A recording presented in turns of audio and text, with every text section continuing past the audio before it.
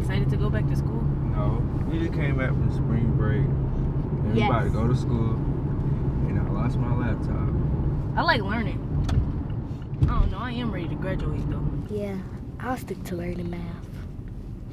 That's your favorite subject? Because it's easy. I'm dropping my brother, Nalante, and my sister, Nikori, off at school. Alright, see y'all later. Alright, have a good day, I'll leave. Bye. See you. I don't like waking up early in the morning, but what I do like about dropping them off at school is I get to spend, you know, like quality time. Like with me trying to balance so much, I stay up doing homework at nighttime. So I feel like, I don't know, I feel like I'm tired a lot. Taking care of my siblings is kind of rough. I feel like something that like just makes it challenging is like dealing with the trauma that's involved with, you know, raising kids who didn't have parents when you didn't have parents. Being young, trying to take care of other young people. And it's like, of course, I don't know what I'm doing, but I just trust the process and just, you know, put faith in God that everything is going to work out.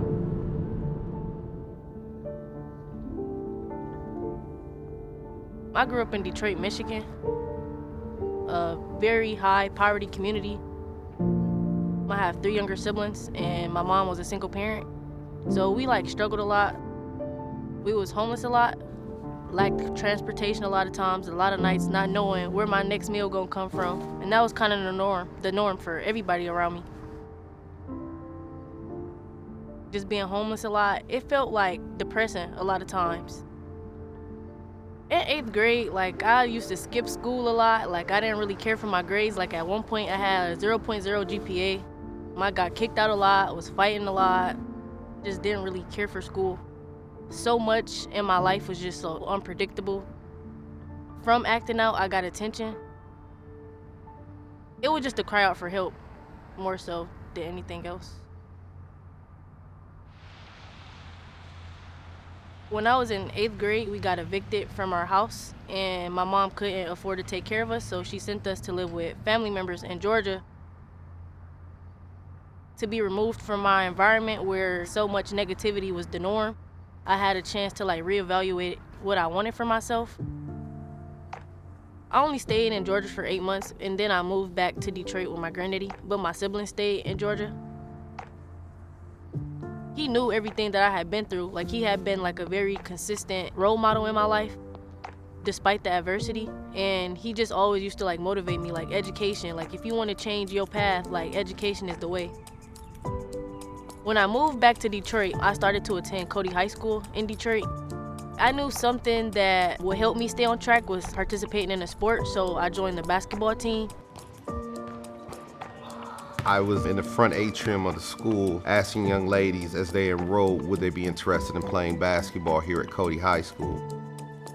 She and several of her classmates were interested in playing, so that was my first introduction to Nyla. When Nyla got here, you could tell that she had a lot of anxiety. For a majority of my siblings' lives, like I hadn't went a night without like sleeping with them. So to be a lot of miles away, it was sad. It just was always on my heart for us to be back together. Coach Baker was like a father figure I never had. Like he knew my situation, and that was just the person I could always go to. Nyla and I, we talked about her situation at home, and we talked about how can we, on our side, in terms of being at school and our coaching staff, how could we help her to grow? And one of the things that I tell all of the young ladies that play for me, you can always change your circumstances regardless. Not everyone is going to be dealt a great hand or even a good hand, but it's how you compose that hand and, you know, how you're going to play the game in terms of just life. We came up with a plan to work with Nyla, and her blessing was she had a grandfather who was in her corner. He and I, we worked together.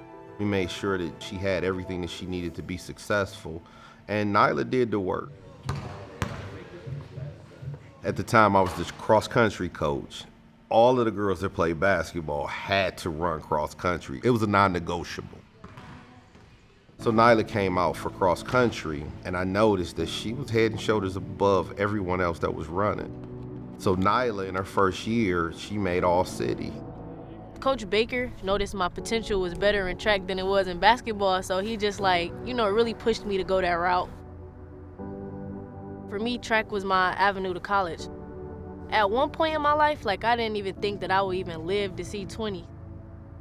I grew up poor, so, I didn't know how I would afford to go to college. So, sports scholarship, I'm like, if I can get the opportunity, I'm gonna take it. When I thought about applying to colleges, I never thought I would be at Michigan State. I think it was at camp. She spent a lot of time just crying, which I thought I had done something wrong, but it was just pure joy. Joy that she had made it out of where she was, and she got another chance to be something that she thought she would be. It was kind of like a confirmation, that I was going in the right path, that I was able to change my life around, and that I just needed to keep going and just keep trusting God. My junior year of college, my siblings asked to come live with me. It was something that God had placed on my heart before I came to college. It's hard to put into words just how I felt being reunited with my siblings again. I always felt like something was missing, and then that void just went away once they came to live with me. November of 2021, me and my sister were coming back from one of my teammates' apartment. A car ran a red light and hit us, and my car spent. After that, I had a concussion. My reaction for every one of my kids is fear. Just her contacting me, letting me know that she was in a car accident and she was okay, that was my first impression. Thereafter, we started talking about how she didn't have a car and what she's going to do.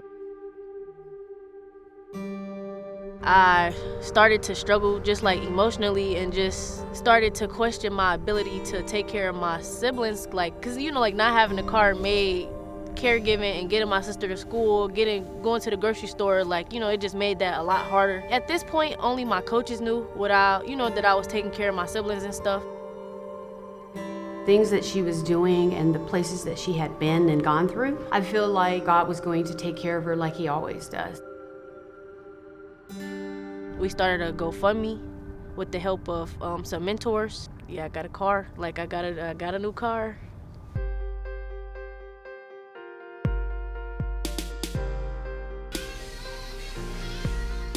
I was very relieved.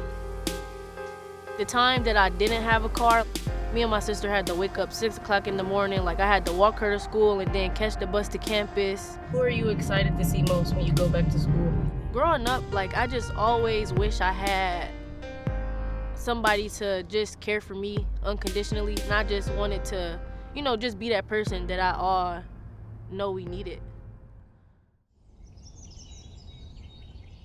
Before I graduated, I planned to move back to Detroit with my grandfather, but he ended up passing away.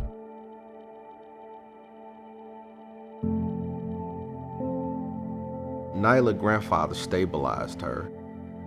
They had a bond, and for him to pass when he passed, he just wanted to make sure she got to that point. He held on to the point of, I know she's going to graduate. I know she's going to be successful.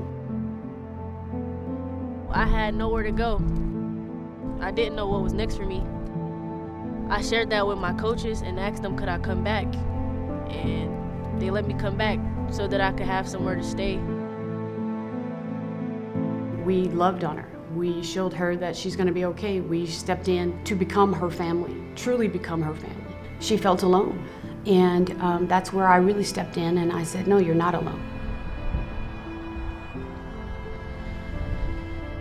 Oh, this is just very emotional to talk about, because it is a lot. For my coaches to allow me to come back and let East Lansing be my home for longer, just the generosity that they've shown to me, and just how they've all made me feel like I belong somewhere when, growing up I didn't have that. I didn't feel like I belonged anywhere, or I didn't feel like I had anybody. So to see so many people care about me, it has been very therapeutic and healing in a way, healing that little girl who was, struggling a lot growing up.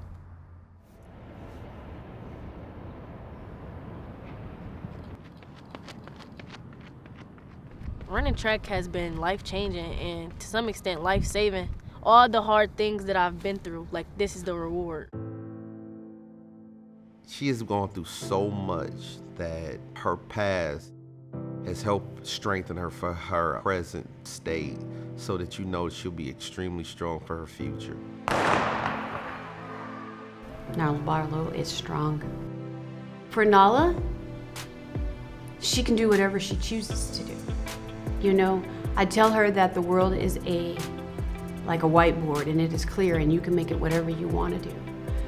Her thing is that she just has to keep pushing forward. She has to keep moving to that place and knowing that those times are going to be hard. They're designed to be hard because the level that you're going to is a higher level. Nala will graduate with a master's degree in organization and community leadership. When I think about where I've been and how far I've come, and I think about talking to a kid who is going through a situation that I've been through, I just want to tell them to find purpose in their pain. To find purpose in everything that they go through because they won't be the only person going through that. Like, that's something that wakes me up every morning. The fact that I can keep going and reach every goal that I've set for myself is motivation, and it's just adding more fuel to the fire.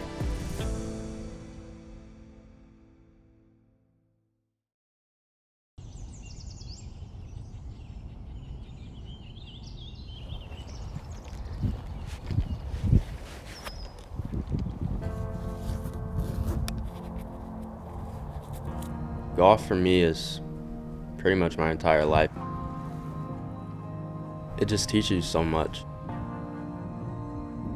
The resiliency that you have to have in life every day when you wake up and try to overcome that obstacle that's in front of you. It's the same way on the golf course. Nothing goes your way every day. I've just overcome so many things on the golf course, it just makes it feel like life's a lot easier. Started playing golf when I was 3. Parents gave me a plastic club and just had a nice natural swing, and my dad really enjoyed the game and kind of picked it up as a hobby after his playing days. My dad's Troy Taylor Sr., played at Ohio State 1981 through 85, was a pretty good basketball player. Pretty much everywhere I go somebody recognizes him. It is just nice trying to have your name attached to that, but it makes me also want to work harder so I can try to make my name in a better place than his and kind of separate and make a name for myself. Only thing we hear is about, hey, you're going to be as good as your dad at Ohio State. That's all. So for him to create his own legacy is great, man. I think it's a big move. I have my time. It's my son's time. When an opportunity came to come to Michigan State and it felt like home and the campus felt beautiful, it was just a no-brainer for me to come somewhere else where I can make a name for myself, but also just grow as a person outside of Columbus.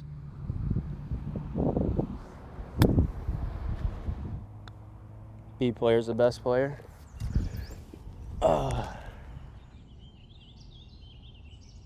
It's definitely different for sure.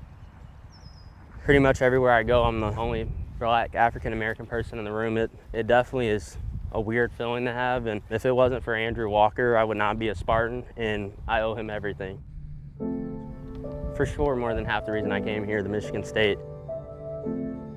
I see Troy as more of like a little brother and a best friend. I met Troy when I was 15.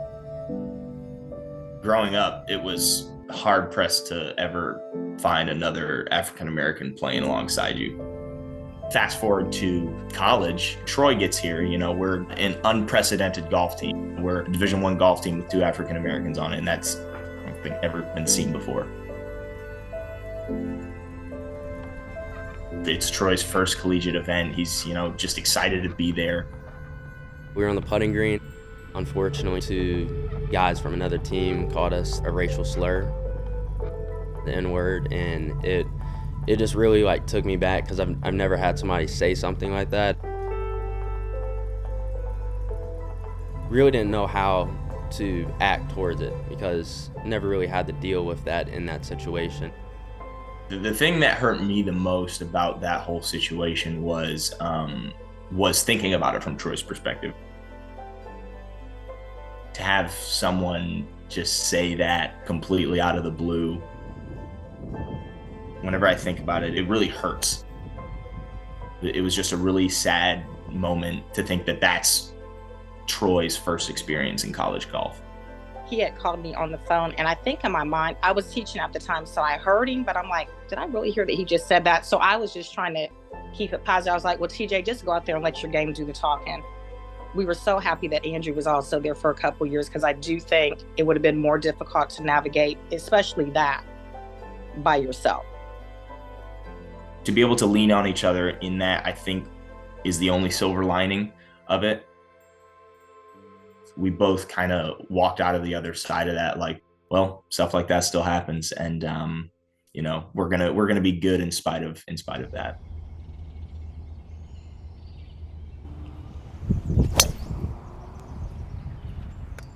That was perfect. It's definitely been a weird journey, but I think it made me tougher, but also it made me realize the love that I have to have for myself. Because if you don't love yourself, then nobody else is gonna really care about you. So it just made me have a deeper appreciation for who I am as a person and what my background and ethnicity is. For me, golf is super important to be inclusive. My biggest goal in life is just to have more people touch a golf club. I think Troy is about as good as a person as you can get. He's a kind of a light in an area where there can be a lot of darkness, but kind of being that light, I think he already has and will continue to, draw on a lot of people around him just because of the type of person that he is. Him being out there right now as a college guy, he really, really, really wants to help these Black young kids get out there and play. So I think he just really wants people involved, and I believe he'll do it too. My legacy here, really just want to open that door for that next kid. The biggest thing for me is to have another kid that looks like me come play golf here. I think there's a first, and I don't think there's a last, and as long as I'm in that process of helping some kid get here, I think that would mean the world to me.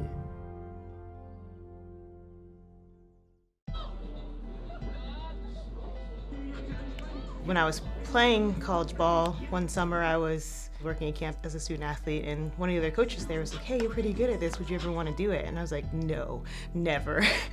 Like, I'll never coach, I don't want to be a coach. It's not my personality type to tell people what to do, but I had some great stops along the way, and I had an opportunity from Campbell University. That was my first head coaching job. We were really gaining some momentum, had just won our second championship, so I felt okay where I was at. And then Jackie called me. And I felt that was a huge honor. Someone that's been in a position for 29 years and ready to kind of pass the torch, and she calls me. I kind of, made some phone calls and did some research, and everyone I talked to was like, oh, you gotta do that. It's awesome. The campus is beautiful. The resources are great. And every call I had, it was more and more confirmation that this might be a great fit for me. When I first visited on campus, I took a look at our facilities. I'm like, we can do this. I looked at our roster. We have some gifted athletes. We have a great starting point. So it's an exciting thought and moment to be able to think about making this program one that can really compete in the Big Ten. The coaching staff that I did land on is amazing. Danielle came with me from Campbell, so that was a no-brainer. She's so good at how she's able to connect with athletes and just her knowledge of pitching. And then Nadia Taylor, she's a pro. She's had so much experience, and it's just been an awesome journey with those guys so far.